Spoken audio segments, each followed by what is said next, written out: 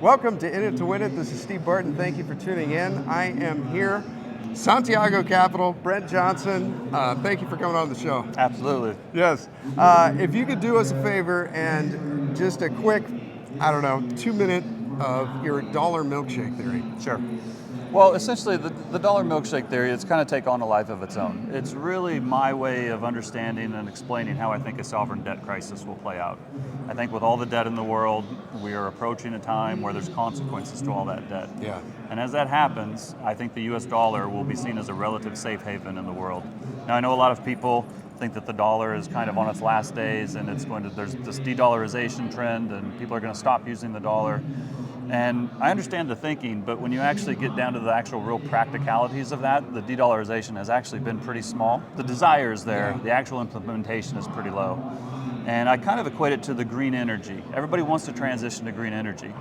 And they had a lot of these plans in place. But then last year, we had a crisis. And what happened to the price of traditional energy? It went through the roof. Yes. And I kind of see the same thing with the dollar. They've all have these plans to de-dollarize. They want to put these new rails in place and these new systems in place. But I think we're going to have a crisis. And when that happens, I think traditional money, US dollars, gold, are going to go higher. And I think as a result, it's okay to think about fiat currency failing, but you don't need to think about it failing right now today. Yeah. And I think people that go all in on that thesis of fiat currency failing are going to get hurt. And so I think the dollar will go higher, and I think that will have dramatic implications for the rest of the world. And this de-dollarization could take a couple decades for it to play out. Absolutely. Okay. Absolutely. But I think there's a kind of a thesis out among a lot of the YouTubers that this is going to happen over a long weekend. Right. And you've been talking about this since 2018. You're right.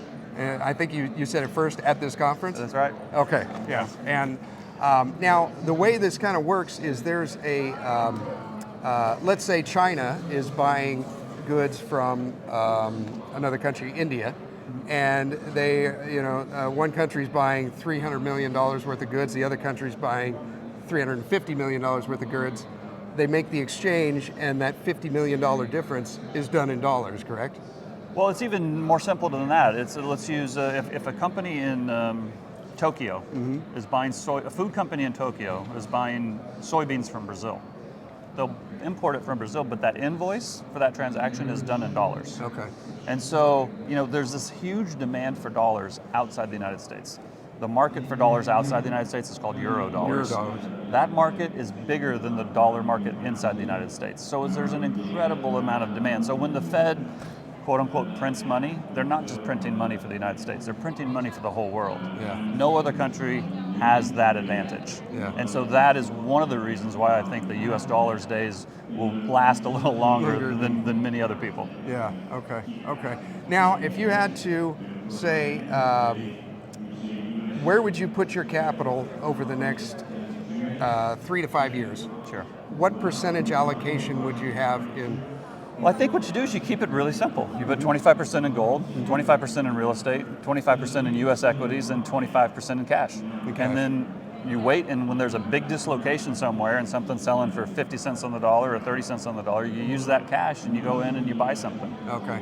And would that 25% cash be in like 1 month rolling treasuries, or would you actually have? You could do it in short-term T-bills. You could buy a 2-year treasury now get you 4%. That's not awesome, but it's not horrible. Yeah. And it's very liquid. It's the most liquid thing on the planet next to gold. So, it's not a bad way to go.